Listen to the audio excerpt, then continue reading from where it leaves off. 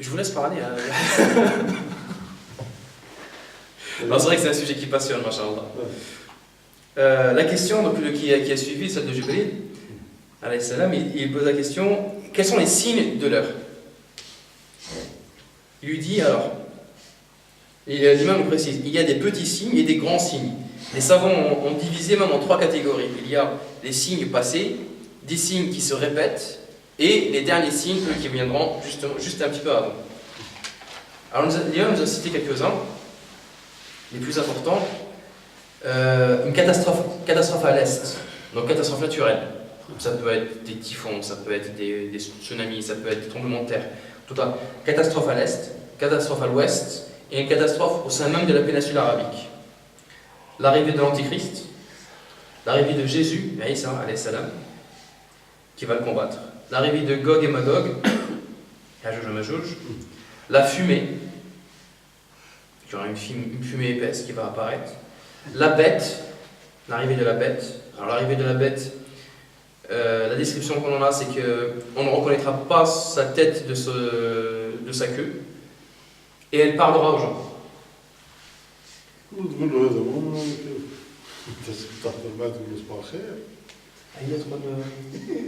La bête pourra distinguer, elle dira lui c'est un croyant et lui c'est un mécréant.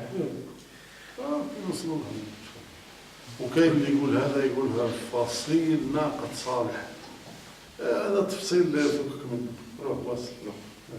En tout cas, on va y venir, Inch'Allah, dans les séances du vendredi. Alors, le soleil va se lever à l'ouest, comme on l'a vu. Et dans la ville de Aden, qui est au Yémen, il y aura un grand feu. Et aujourd'hui, justement, les scientifiques ont découvert que la ville de Aden est construite sur un volcan en sommeil, endormi. Alors, c'est sûr que les choses, elles vont être terribles. Il y aura un tel chamboulement que même les loups viendront, les choses sont tellement chamboulées que les loups vont venir hurler sur la chair du prophète alayhi salam. يهرب الناس من الدخان ومن النار هذيك بحيث تفرغ جزيرة العرب يجوا كلهم للشام حتى تعوي ذئاب فوق منبر رسول الله صلى الله عليه وسلم. D'accord, j'ai mieux compris l'image. Alors, tellement justement la catastrophe sera énorme que les gens vont tous fuir vers le nord. De la péninsule arabique, ils vont tous fuir vers le nord, au point où justement ça va devenir désert dans la péninsule arabique, au point où voilà, les loups prendront la seigneurie sur le territoire, parce qu'il n'y a plus personne, et c'est pour ça qu'ils seront sur la chair du prophète sallam. Chose inimaginable tant qu'il y a des humains, évidemment. Alors ces choses qui sont horribles n'arriveront que sur la pire de la création. C'est-à-dire que c'est justement les musulmans vont disparaître, il n'y aura plus de croyants, juste avant l'arrivée de la fin du monde. La fin du monde n'y assistera que les mécréants. Comme on l'avait dit Cheikh, juste un petit peu avant que ces grands tremblements n'arrivent et que ces grandes catastrophes n'arrivent, une miséricorde d'Allah subhanahu wa ta'ala, les mécréants seront emportés par un vent léger. Il y aura une petite brise qui va venir et qui va emporter tous les croyants. Les mécréants, tous les croyants. Excusez-moi. Donc voilà, donc une petite brise légère qui va emporter tous les croyants et il ne restera sur terre que les mécréants. Et on se réfugie auprès du Seigneur. Un autre hadith nous parle de 6 petits signes. La mort du prophète, déjà le fait qu'il vienne veut dire que la fin du monde est bientôt, vu que c'est le sceau des prophètes. Donc sa mort, la libération de Jérusalem, des morts par épidémie, donc par centaines, par milliers. Il y aura trop d'argent, une telle profusion d'argent qu'une personne à qui on donnerait 100 dinars, à l'époque 100 dinars c'était une somme, à qui on donnerait 100 dinars, il restera quand même pauvre. Ou il restera quand même à se plaindre. Les 2 dernières me font cher, fitna. Ma femme.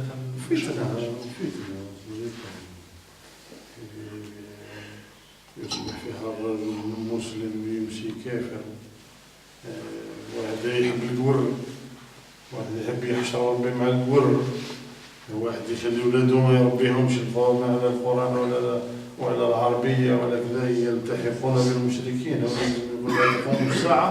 لا تقوم الساعة حتى تلتحق قبائل من أمتي بالمشركين هم مصيبة كحلة. Alors une fitna, c'est une catastrophe où les gens vont vraiment perdre la raison en fait. Ils vont avoir un comportement qui n'est plus raison. المقصود إنه الناس تخسر دينها. Et voilà, les gens vont perdre leur religion, et gratuitement. Si, comme on a vu pendant les mercredis, les gens étaient torturés pour qu'ils lâchent leur religion et qu'ils n'ont pas lâché, elle viendra l'époque où les gens vont donner leur religion comme ça, gratuit. Même aujourd'hui, c'est fait maintenant. Maintenant, aujourd'hui, ça va effectivement, ça fait partie des signes qui les Lévi. اليوم في النهار عيطت لي امرأة تبكي عندها ولدها مات بيه في عمره عامين، عندها الولد الآن وفي عمره 16 سنة تبكي. كش ما تلقى واحد يعلمه العربية، كش ما تلقى واحد يديه الجامع. وهذا بدورك لو نشوف إذا كان ذا كيفاش نجيبوه الطفل هذا ما نخلوش يروح إن شاء الله. Ça, c'est. On va pas le traduire. Voilà, et la dernière chose, dernier des petits signes, une grande bataille entre les musulmans et les non-musulmans. Donc, la réponse du prophète ici dans ce hadith a été quand la mère accouchera de sa maîtresse. L'imam nous cite l'avis des savants, l'explication de cette phrase. Il y a 3 explications parmi les savants. La première, ils disent qu'il viendra une époque où justement les nobles auront des enfants avec leurs servantes. Et du coup, la femme, elle est servante, la mère, elle est servante, mais par contre, son fils, qui a été engendré, lui, il est noble par son père. Donc, il commande sa mère. Il est le maître de sa mère. Première explication. Deuxième explication, les nobles viendront à une époque où ils vendront les esclaves. Voilà, donc ils vendront les esclaves à n'importe qui, y compris, ils viendront à un point où ils vendront des esclaves à leurs propres enfants. Et le truc, c'est que les enfants ne savent pas que c'est leur mère au moment où ils l'achètent. Et troisième, et la plus probable, c'est qu'on viendra à une époque où une telle désobéissance vis-à-vis des parents que les enfants traiteront leurs parents comme s'ils étaient leurs esclaves. Que Dieu nous en préserve. Voilà,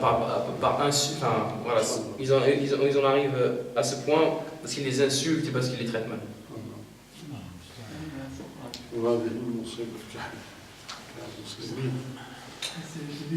L'esclavage, ça va réexister après. Il n'y en a pas maintenant. Ah si, ça existe. Non, on n'achète pas des gens maintenant, c'est fini. On n'achète pas des gens. On les achète, mais différemment qu'avant. Avant, on لا donnait de لا l'argent. لا لا Maintenant, ممكن on ترجع vient gratuitement. اسمع طارق، ممكن ترجع كيما كانت عبيد يتشراو ويتباعوا في السوق كي هما كي التفاح. نورمال عادي مش اللي يمنع. مش اللي يمنع. يا اخوانا راه كاينه راه قبل نهايه الساعه راه كاينه معارك فاصله بين الكفر والايمان. هاو قلنا من علامات الساعه فتح بيت المقدس. هذا باش تتفتح. ليس سباس. بواه تتفتح. ما قتال ومعارك راهي لدرجه انه كاين شجره سموها الغرقد هذيا يقول النبي صلى الله عليه وسلم لا تقوم الساعه حتى يقاتل المسلمون اليهود.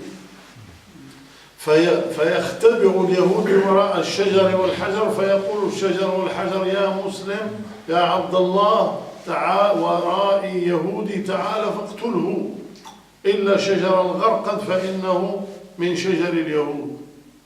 هذه تحس فيها الف ليلة وليلة والله تحدث كيما راك تشوف فيا ونشوف فيك. كيف بالون؟ أما كيف بالون بعد هذيك شجر اليهود. يمكن المهم هذه راهي حقيقة نبوية قايلها تحدث كيما راك تشوف فيا أنا ونشوف فيك أنت. يا أخي لو كنت تشوف فيا أنا وأنا نشوف فيك كذلك يحدث هذا الأمر.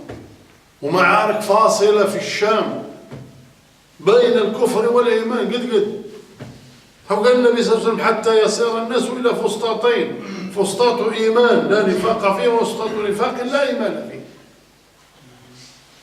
ايش معنى نهضروا في المات هاي حقائق سوف تحدث. ولذلك ممكن يتبينوا نباعوا العبد نورمال يا ودي عندنا في الجزائر في تيمم هون يتباع واش راك تحكي ولا غير يتباع نورمال في تيمم في عين قزام كذاك مسكان العبيد.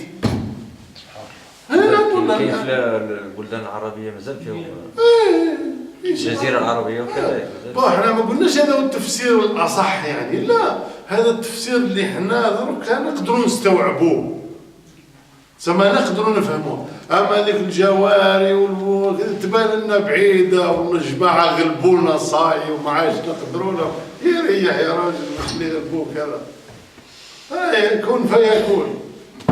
احنا ماناش اهل باش نغلبوهم، احنا ماناش، احنا هما اللي لازم نغلبوهم. كاين جيل نظيف طيب طاهر يخاف ربي يغلبهم ان شاء الله. لو تحب تترجم تحب نفوتوا دبر rapidement. ماشي ما تحب وصيفضين الحديث يعني في عقل. La question du frère, c'était est-ce qu'on viendra vraiment à une époque où l'esclavage va revenir? La réponse de l'imam a été oui, certainement. Étant donné que ça a été dit dans le hadith, ça veut dire que ça va forcément revenir. Il nous a donné plusieurs exemples de choses, justement, qui ont l'air d'être anciens, mais qui se reproduisent et qui vont revenir forcément. Il ne faut pas qu'on ait l'impression que c'est bon, on est à une époque qui est très très différente de l'époque qui vivait à l'époque. Au contraire, si on regarde, effectivement, au niveau technologie, c'est vrai qu'on a évolué. Par contre, au niveau moral, est-ce qu'on n'a pas régressé par rapport à l'époque? Quand on regarde justement dans les histoires du prophète, quand il nous raconte les gens, comment ils étaient fiers, comment ils donnaient de l'importance aux voisins, comment ils respectaient leurs parents, alors qu'ils étaient mécréants. Aujourd'hui, regardez, il y a des croyants qui se comportent d'une manière horrible, que même à l'époque, ils ne se seraient pas comportés. Première réponse. Deuxième réponse, c'est une forme d'esclavage que de se vendre soi-même. Et c'est ce qu'on fait quand on travaille. Quand on travaille justement pour quelqu'un qui nous donne des broutilles pour faire un travail énorme. D'une part, Allah alam. Et par contre, je vais dire une phrase qui va choquer beaucoup de personnes, surtout sur Internet, si ce n'est pas des musulmans, mais avec la loi là, qui vient de voter sur le mariage gay, le fait, maintenant ils veulent leur donner le droit d'adoption. Et le droit d'adoption, ça veut dire acheter des bébés. Acheter des bébés, c'est de l'esclavage. Enfin, acheter un être humain, c'est une forme d'esclavage. Et le vol des enfants. Donc ça, c'est encore un autre détail. شي واحد يجيب ولد ويديه يبيعو يروح يدبر دماغه وينوض يجيب يتفضل فيه. C'est vrai que pour trouver des enfants, déjà, pour les acheter, il faut qu'il y ait quelqu'un qui les vende déjà. Donc comme dit le chef, ça voudrait dire qu'il y aura des gens qui vont les voler. Les mères porteuses là. Ou les mères porteuses Qui payent. qui sont payées, voilà, donc c'est aussi une forme d'esclavage. Enfin, ne pensons pas qu'on a beaucoup évolué, au contraire. Au niveau, peut-être qu'au niveau technologique on a évolué, mais au niveau moral on est restant. نيفو مراد راهم تحت في الحضيض في السفر بوها سيدي فضينا هذه تاع تلد الأمة ربتها.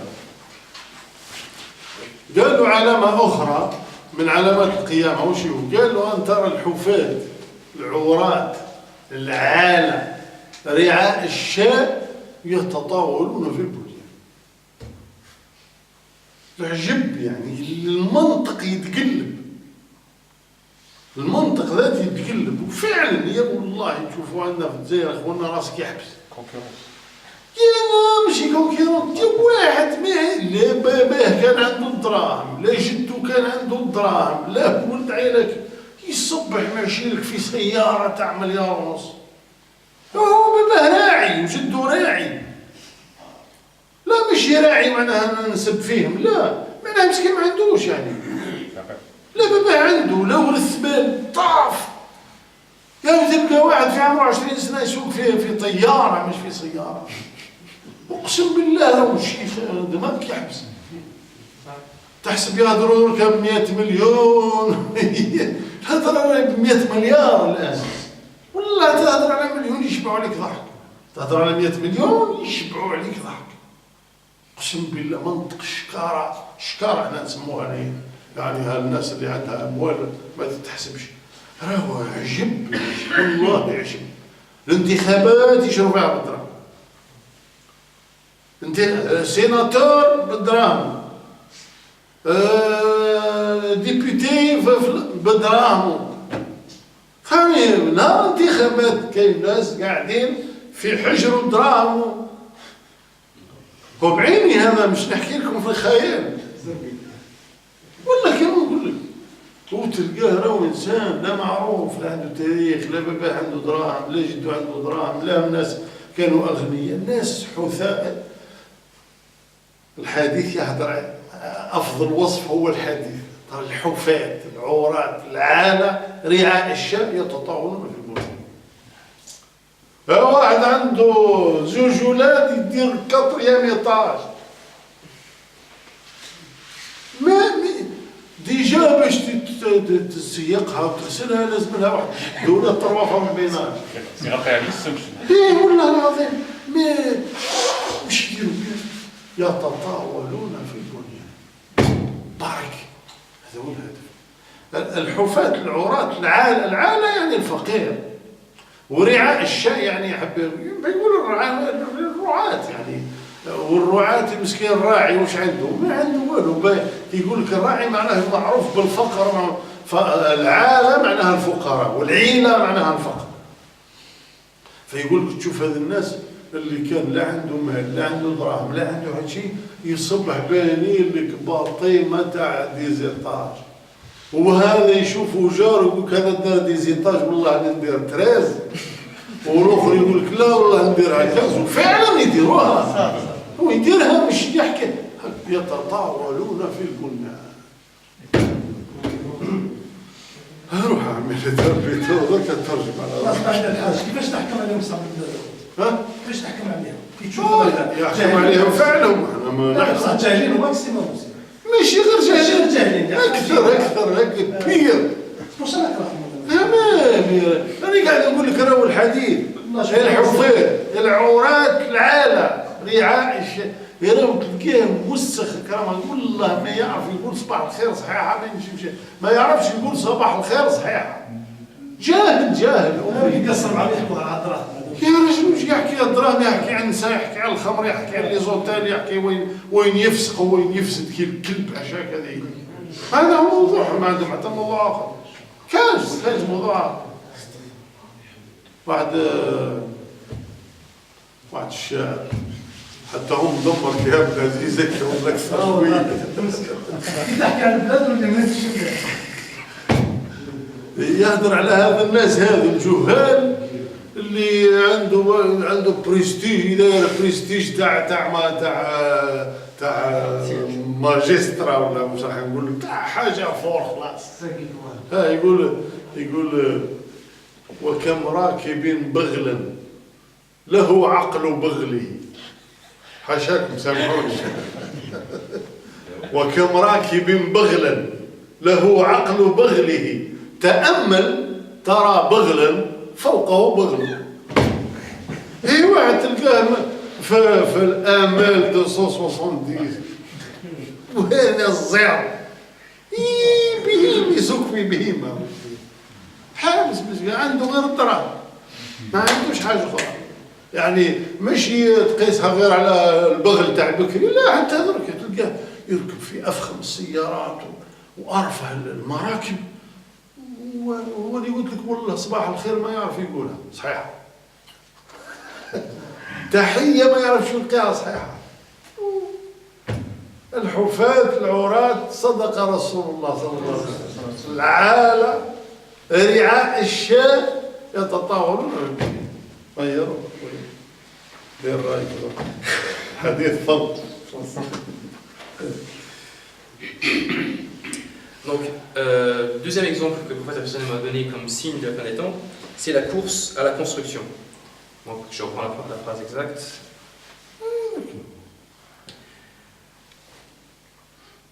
Tu verras les va-nu-pieds, sans habits, pauvres bergers, rivaliser dans la hauteur des constructions. L'imam m'a expliqué que c'est des gens, ce phénomène est répandu, on peut même le voir chez nous. Donc chez nous, dans les pays arabes, dans les pays musulmans, on voit... Voilà. Et par expérience, là c'est pas une question de nationalisme, je peux pas... Partout pareil. Voilà, pour le vexer personne et pour... Voilà, c'est pas une question de nationalisme, mais on donne l'exemple qu'on connaît. Donc l'imam a donné l'exemple de l'Algérie. Ce qu'il a vu de ses yeux et ce qu'on a constaté tous, c'est un phénomène, par exemple, vous allez voir des gens qui n'ont pas touché d'héritage, qui n'ont pas forcément des parents qui soient bien placés, etc. Et du jour au lendemain, Ils vont construire des immeubles, un truc de ouf. Ils vont construire des 13 étages, des 14 étages, comme a dit l'imam, juste comme ça pour se rivaliser, parce que son voisin il l'a fait, et moi il faut que je fasse plus. الرشوة هذا الرشوة الرشوة المخدرات والخلا والجلاك وكل شيء. Bah, forcément, c'est de l'argent qui est forcément impur. Les sources ne sont pas sûres de cet argent. Donc forcément, c'est un argent qui vient forcément d'une manière malhonnête.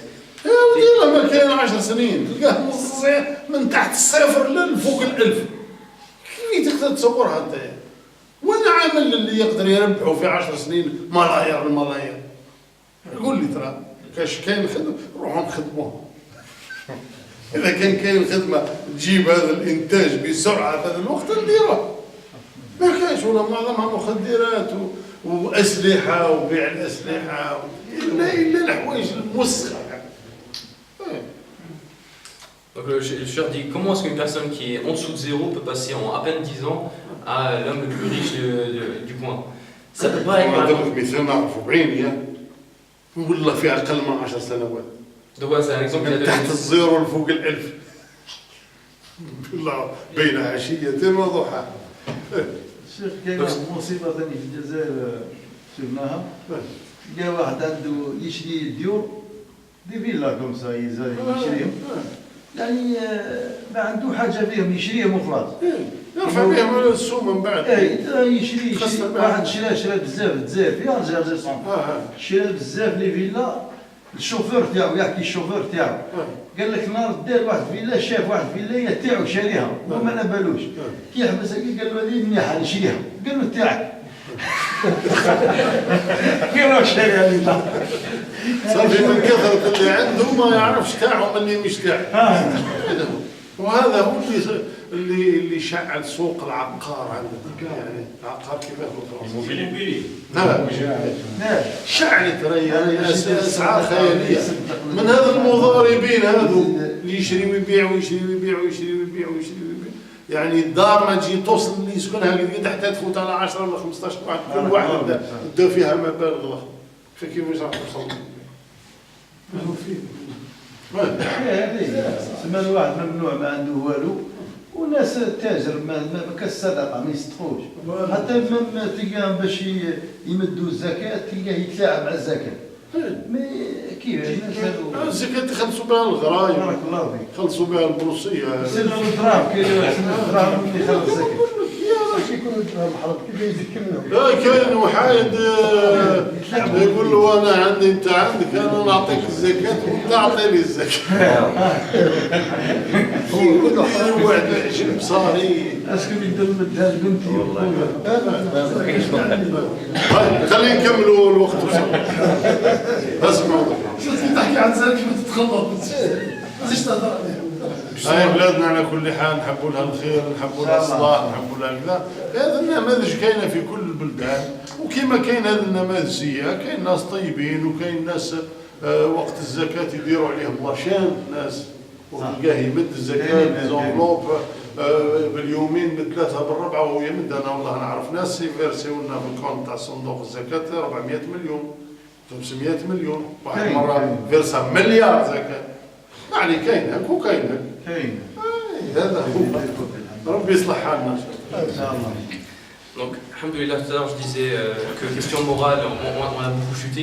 Alhamdoulilah, je vois les frères sont très passionnés par l'injustice. Enfin, il y a une injustice. Tout le monde arrête de dénoncer, alhamdoulilah. Bon, donc du coup, je sais même plus ce que je dois traduire, ce que je dois laisser. C'est parti dans tous les sens, en tout cas, voilà, on a parlé, voilà, c'est vrai, on est sorti du sujet. On a parlé d'un phénomène qui est évident, c'est que tout est à vendre, comme le disait le chef, même les élections sont à vendre, absolument tout est à vendre. Tout à l'heure, le chef a parlé de science parce que c'est un domaine qu'il maîtrise. Moi, je vais parler de sociologie. Pierre Bourdieu est un sociologue qui avait dit que pour évoluer d'une classe sociale à une autre classe sociale, il faut avoir 3 capitaux. Capital social, capital intellectuel et capital financier. S'il nous manque un de ces 3 capitaux, on ne peut pas basculer vraiment, réellement d'un statut à un autre. Et là, justement, ce que le cheikh a dénoncé, enfin, ou du moins ce que le prophète a souligné dans son hadith, c'est des personnes qui, le capital social, ils l'ont pas, parce qu'ils n'ont pas un héritage qui vient de leur père ou de leur grand-père. Le capital social, ils l'ont pas. Capital intellectuel, ils l'ont pas. Donc, ils n'ont qu'un capital financier. Et avec ce capital financier, avec cet argent, ils veulent essayer. financier موسخ متسخ جدا. لو تقدرش تسميه اصلا عند المعتزله المال الحرام لا يسمونه ملك المال، ما يسموهش مال، ما همش معتبرينه مال اصلا لانه قذاره وسخ. والله ما يعتبروه مال، المال الحرام يعني يقول لك سميه ثروه، سميه ما على بالي، المهم مش مال شرعي يعني معتبر. Donc, essayez de visualiser. Donc, c'est comme un trépied. Il faut avoir le capital social, le capital intellectuel et le capital financier. Si on n'a pas les trois bases, on ne peut pas basculer vers un degré supérieur. Donc, on a dit que c'est des personnes qui n'ont pas le capital social, qui n'ont pas le capital intellectuel. Ils ont que le capital financier. Et avec ce capital financier, ils veulent s'acheter une place dans la société. Comment? En construisant, en achetant et en rivalisant et en se montrant. Donc, par exemple, justement, la construction des immeubles. Le frère a donné un exemple d'une personne qui se fait conduire par son chauffeur, tellement il achète des maisons et qu'il laisse vide. Un jour, justement, il est avec son chauffeur, il passe devant une maison, il fait « Ah tiens, celle-là, elle est belle, je vais l'acheter. » Et le chauffeur lui dit « Mais elle est déjà à toi. » Voilà, c'est malheureusement des choses. C'est malheureusement des choses qui arrivent en Algérie. Donc, le hadith du prophète est en train de se réaliser. Ce signe-là, de fin des temps, est en train de se réaliser. هذا هو الحديث. بعد نهاية الحديث قال فلبثت مليا، يعني هذا سيدنا عمر بن الخطاب يروي في الحديث، قال جاء جبريل سأل واش سأل جاوب النبي صلى الله عليه وسلم ثم انصرف راح. قال أنا لبثت مليا يعني قعدت في بلاصتي هكذا مدة. ثم قال للنبي صلى الله عليه وسلم أتدري من السائل؟ قال له يا عمر أتدري من السائل؟ قال له الله ورسوله أعلم. قال له هذا جبريل أتاكم يعلمكم دينكم. قالوا هذا جبريل جاء يعلمكم دينكم. منتهى حديث جبريل. حبيت نذكركم برك اخواننا غدوه ان شاء الله بصلاه الجنازه.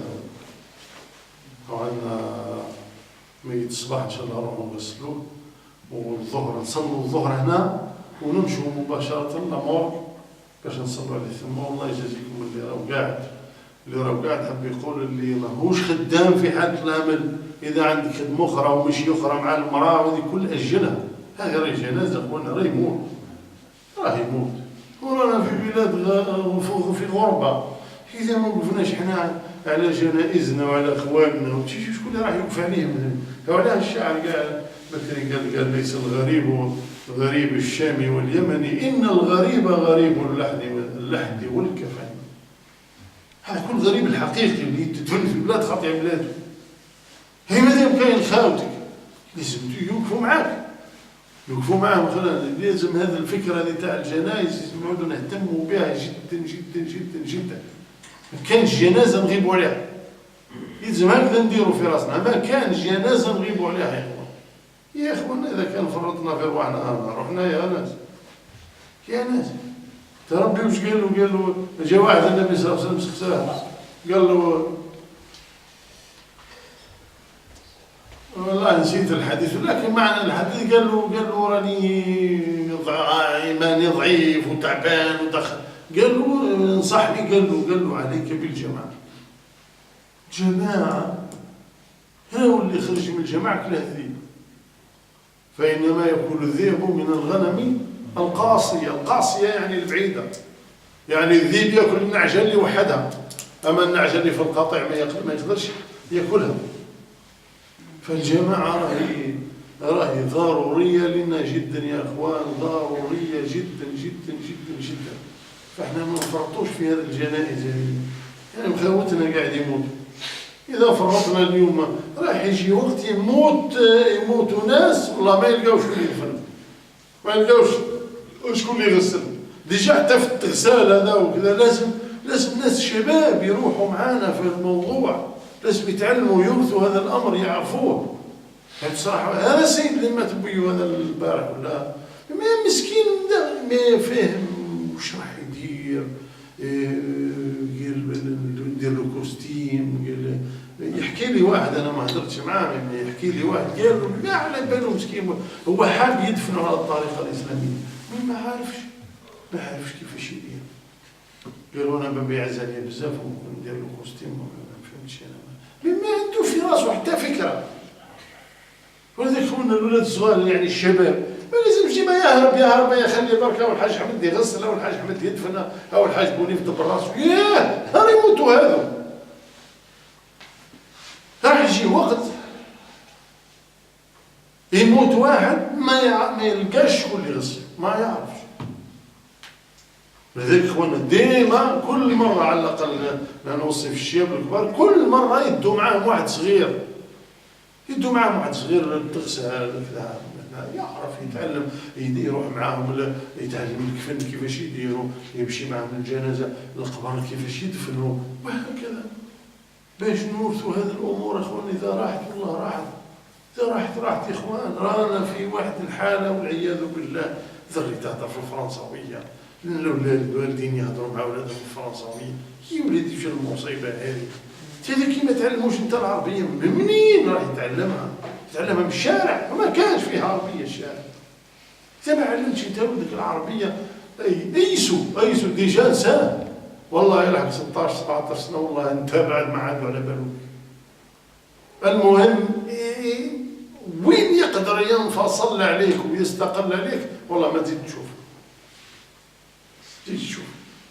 يا اخوانا دفوا بولادكم اهتموا بولادكم فكونوا من القهاوي والقعاد في القهاوي. انا القهاوي اللي تقعد فيها هذه القهاوي كل تبيع في الخمور ويقول لي نقعد في القهوه دي فوا يجيو ناس يعرضوني نروح نشرب قهوه نجي فايت نروح نشرب قهوه تبرنا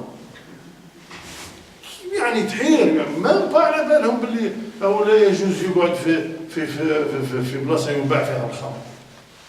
ترى قال في اجتنبوه هذا اكثر منه وحرام عليكم يعني. اجتنبوه معناها الطريق اللي فيها مخمره ما تمشيش فيها. لكن لا غالب ما نقدروش الدنيا مخمرات بارتو على الاقل ما تروحش تقعد فيها سبحان الله العظيم.